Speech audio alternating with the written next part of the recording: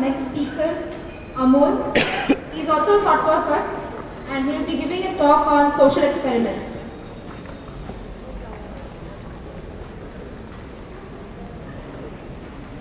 Something which influences and includes us all. Social experiments.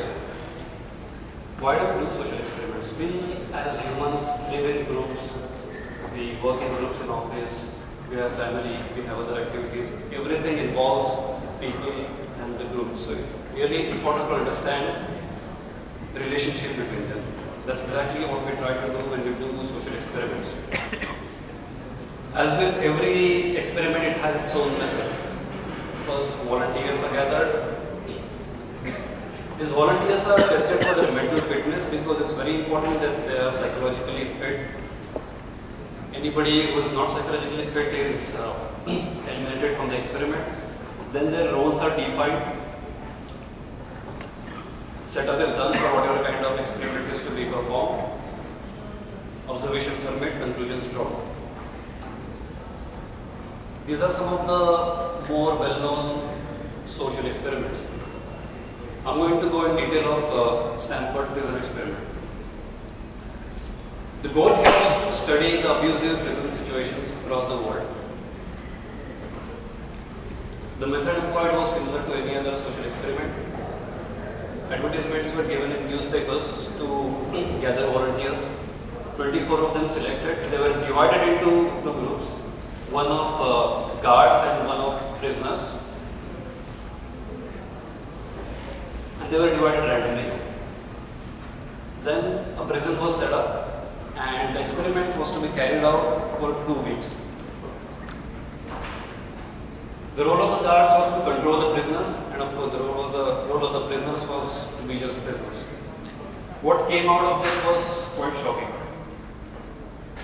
As the experiment progressed, prisoners started, it's like from day 2, prisoners started rebelling against the guards.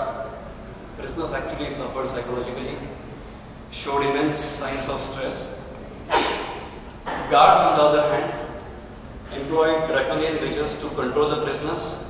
They became increasingly sadistic in their measures. And remember one thing, through all this experiment, they were always aware that this was an experiment and they were the participants. So, in 6 days, the experiment grew out of control and it was terminated. The conclusions drawn from this experiment were again shocking. What people observed is that when given a convincing ideology, people don't question things, they just follow commands. The second is that people assume their roles depending on the situation rather than their own inherent personality or their own thinking. That's something to remember. Coming from social psychological experiments, there are different kinds of experiments in the business world as well. Something known as A/B testing is very well known. What we do in A/B testing is that we divide a group of people or say a market into 2 groups. One of them will be relatively smaller. Then a product is taken. One of the variables of the product, maybe its price, its packaging or something like that, will be varied across 2 groups. And depending on the response of the different groups, the overall strategies of the business are drawn so as to maximize the profit. I can give an example. This is the example of a landing page of Amazon.com. You see 2 samples here. The one to the left has some copy text on the shopping cart. One to the right does not have one. So what will typically be done is that one of the samples will be run on a restricted section of the site. Let's say a book section, and the other will be for the rest of the site. And whatever makes most money, most conversions will be used. Of course, this is also a kind of social experiment, and the result here is direct money. We have one more social experiment here, very well known, and a lot of people here today are part of it. Royal social experiment. It's thought works. So, the principles here are simple. We try to disprove the myth that you can't have high ability people running the entire company. The traditional say was that you need to have a mix of low ability people and some high ability people to drive an organization, which is wrong. It also tries to disprove that high ability people can't collaborate effectively. We just see us working around tables. And also it tries to